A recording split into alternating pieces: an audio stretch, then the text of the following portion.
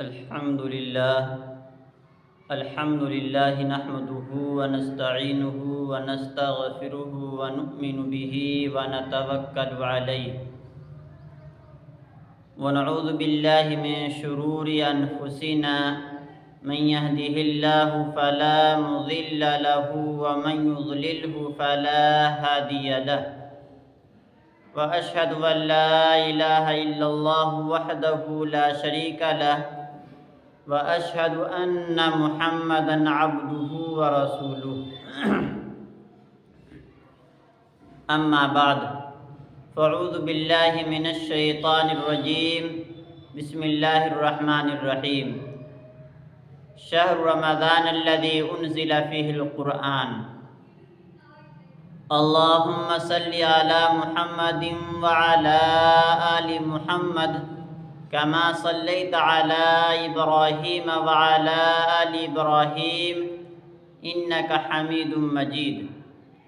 اللهم بارك على محمد وعلى آل محمد كما باركت على إبراهيم وعلى آل إبراهيم إنك حميد مجيد میرے محترم بزرگوں اور دوستوں اور عزیز ساتھیوں، اللہ تبارک و تعالیٰ کا بہت بڑا فضل و کرم ہے، اس کا احسان ہے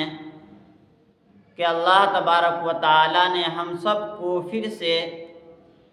رمضان المبارک جیسا مبارک مہینہ عطا فرمایا ہے۔ میرے عزیز دوستو، اس مہینے کی ہم خوب قدر کریں اور اس مہینے میں ہم اللہ کو راضی کرنے والا عمل کریں، جس سے میرا اللہ ہم سے راضی ہو جائیں۔ یہ بہت ہی مبارک مہینہ ہے، رحمتوں والا، برکتوں والا مہینہ ہے، اور انسان کو اللہ پاک نے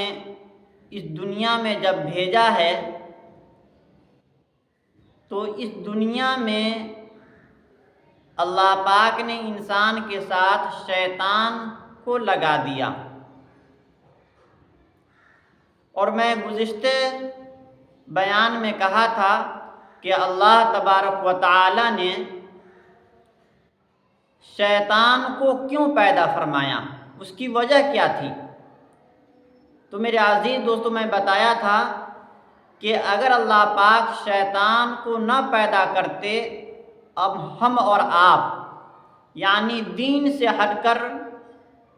یعنی گناہ کی طرف چل پڑتے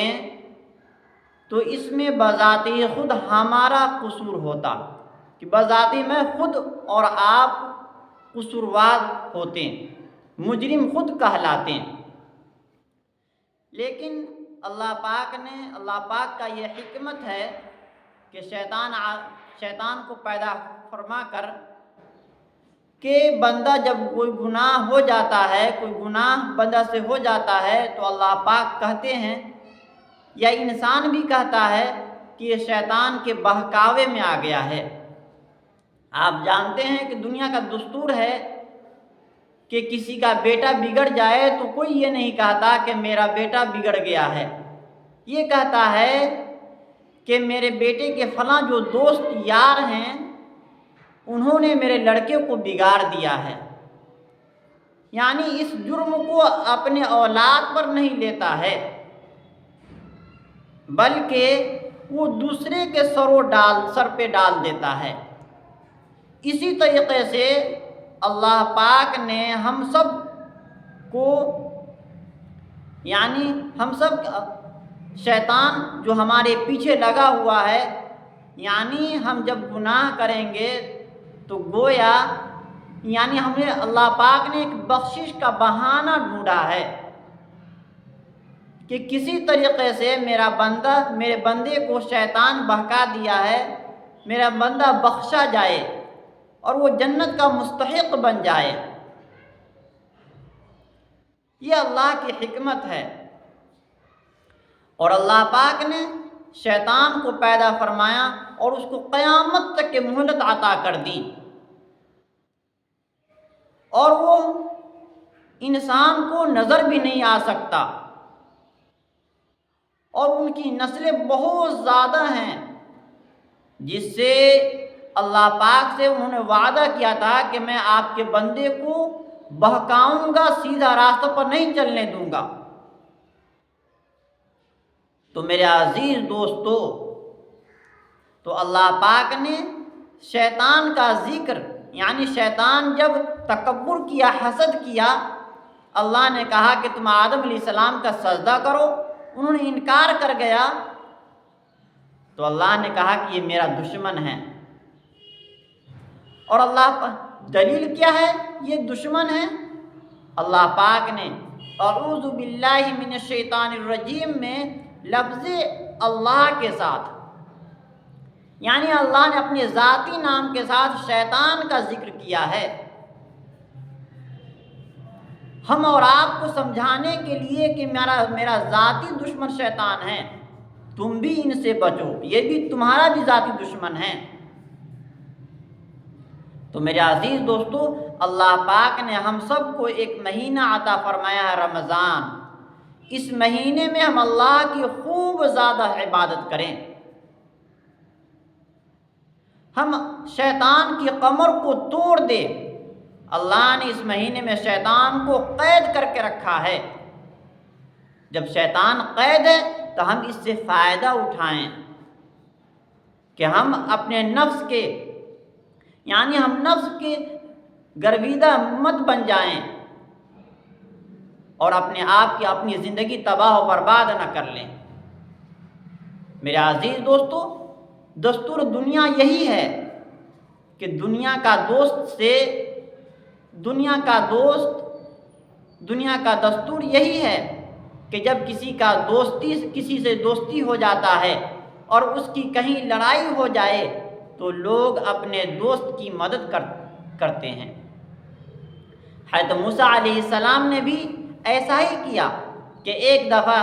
دیکھا کہ ان کے قوم کے کسی انسان کو ایک آدمی مار رہا ہے، تو حضرت موسیٰ علیہ السلام نے اس شخص کی موافق ہمدردی کی، بلکہ ایک مکہ لگایا، ایسا مکہ لگایا کہ اس کا کام تمام ہو گیا، یعنی مر گیا وہ۔ تو میرے عزیز دوستو، یہ دنیا کا دستور ہے کہ دوست کی مدد کی جاتی ہے۔ تو میرے عزیز دوستو، ہم اور آپ اللہ اور اللہ کے نبی سے تعلق قائم کر لیں گے، دوستی کر لیں گے، اپنا رشتہ اللہ سے، اللہ کے نبی سے ہم جوڑ لیں گے۔ تو میرے عزیز دوستو، جب ہم پر شیطان حملہ کرے گا، دنیا والا ہم پر ظلم ذاتی کرے گا، تو ہمارے طرف سے ہمارا بدلہ، ہماری مدد اللہ پاک خود کریں گے، کیونکہ ہمارا تعلق اللہ اور اللہ کے نبی سے بالکل مستحکم ہو چکا ہے، مضبوط ہو گیا ہے۔ اب شیطان انسان کو برائی کی طرف کھینچنے کے لیے ہر وقت تاک میں لگا رہتا ہے، مگر جب بندہ اللہ تعالیٰ سے مدد مانگتا ہے، اللہ تعالیٰ کا مقرب بندہ ہو جاتا ہے، تو اللہ رب العزت ہر جہت سے اس کی مدد کرتا ہے اور شفقت و مہربانی کا معاملہ کرتا ہے، جیسا کہ چنانچہ اس کی مدد اور مہربانی تو یہ ہے کہ ان کے لیے بخشش، اللہ پاک نے بندوں کے لیے بخشش کے بہانے ڈھونڈ رکھے ہیں۔ تو میرے عزیز دوستو، رمضان کا فلسفہ یہ ہے، اگر آپ قرآن و حدیث کو پڑھیں گے تو یہ نقطہ سامنے آ جائے گا کہ یہ مہینہ بخشش کے لیے ہی بنایا گیا ہے۔ ایک دیہاتی آدمی میلہ دیکھنے گیا، اللہ کی شان کے وہاں اس کی جیب کٹ گئی، بہت رنجیدہ، غمزدہ اور بہت پریشان تھا۔ گھر آیا تو بیوی نے پوچھا کہ سناؤ میلہ کیسا تھا؟ کہنے لگا کہ میلہ کیا تھا، لوگوں نے تو میری جیب کاٹنے کے لیے میلہ لگایا تھا۔ گویا اس کی نظر میں میلہ کا پورا مقصد صرف اور صرف اس کے جیب کو کاٹنا تھا۔ اگر احادیث کو آپ سامنے رکھ کر غور کریں گے تو محسوس ہوگا کہ بالکل اسی طرح اللہ پاک نے ہم سب کو یہ پورے رمضان کا مہینہ عطا فرما کر ہم سب کی بخشش کا ایک بہانہ ہے کہ میرا بندہ میرے نبی کے اور میرے طریقے پر چل پڑے، یعنی اپنے آپ کو جہنم سے آزاد کر کے جنت کا مستحق بن جائیں۔ تو میرے عزیز دوستو، اللہ پاک نے اسی لیے یہ مہینہ عطا فرمایا ہے، یہ بخشش کا مہینہ ہے۔ اور اللہ پاک نے شیطان کو، جو اللہ کا دشمن ہے، ہمارا بھی دشمن ہے، اور اس کو اللہ پاک نے قید کر رکھا ہے، تو اس سے ہم فائدہ اٹھائیں، اپنے نفس کا گرویدہ مت بن جائیں، اور اپنی زندگی کو خراب نہ کر لیں۔ تو میرے عزیز دوستو، ہم اور آپ پکا عہد کریں کہ اس رمضان کے ایک ایک لمحے کو، ایک ایک وقت کو قیمتی سمجھیں، کہ ہماری زندگی سنور جائے اور یہ زندگی ہمارے لیے کامیابی اور کامرانی کا نمونہ بن جائے۔ تو میرے عزیز دوستو، ہم سب عہد کریں اور پکا عہد کریں کہ اس رمضان میں ہم خوب قرآن کی تلاوت کریں گے، خوب استغفار پڑھیں گے، خوب کلمہ طیبہ کا ورد کریں گے، اور سنت کے مطابق اپنی زندگی گزاریں گے۔ اللہ پاک ہم سب کو کہنے سننے سے زیادہ عمل کی توفیق عطا فرمائیں۔ وما علینا الا البلاغ۔